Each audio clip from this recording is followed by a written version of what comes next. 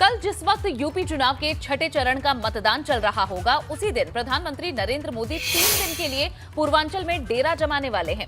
कल वाराणसी पहुंचने के बाद प्रधानमंत्री चंदौली में जनसभा को संबोधित कर सकते हैं और अपने संसदीय क्षेत्र वाराणसी लौटकर रात्रि विश्राम करेंगे।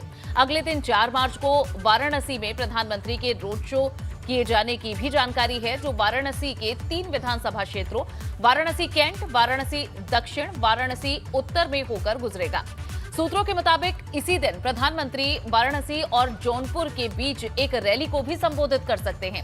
इसके अगले दिन 5 मार्च को वाराणसी के खजुरी गांव में पीएम मोदी की एक जनसभा प्रस्तावित है। यूपी विधानसभा चुनाव के 7वें चरण में पूर्वांचल में 9 जिलों में 54 सीटों पर चुनाव होना है, जिसमें वाराणसी जिले की 8 विधानसभा सीटें भी शामिल हैं। ऐसे में पूर्वांचल में एक बार फिर से 2017 जैसी सफलता दोहराने के लिए खास रणनीति के तहत पीएम मोदी का ये पूर्वांचल दौरा तैयार किया गया है, जिसमें पूर्वांचल के ज्यादातर जिलों पर इसका असर पड़ेगा।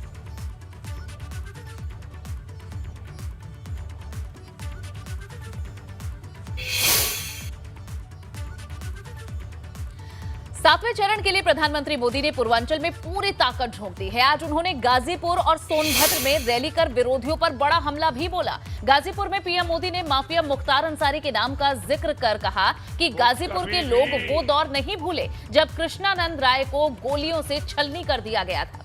साथ ही 2005 में मऊ दंगों को लेकर कहा कि दंगों के दौरान खुली जीप में घूमने वाले आज जेल में हैं और दहशत में हैं।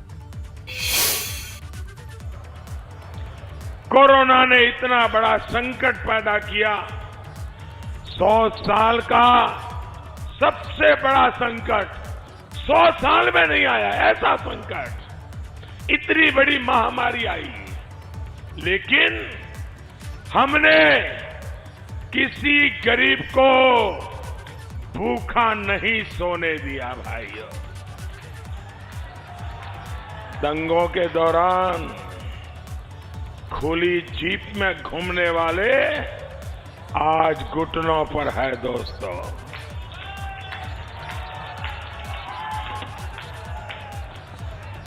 पहले की सरकारों के समय जो दहशत थी, उसकी जगह अब गरीबों के कल्याण ने ले ली है। साथियों, परिवारवादी सरकारों ने ठान रखा था कि गाजीपुर में विकास नहीं होने देना है, लेकिन हमने भी ठान करके रखा था। हमने ये ठान कर काम किया कि गाजीपुर के लोगों की सेवा करनी है, सेवा करके रहेंगे। वहीं सोनभद्र में पीएम मोदी ने जनसभा के दौरान विपक्ष को घेरा। पीएम ने कहा कि जो आत्मनिर्भर भारत अभियान का मजाक उड़ाते हैं, जो मेक इन इंडिया का माहौल उड़ाते हैं, ये घोर परिवारवादी देश को मजबूत नहीं बना सकते।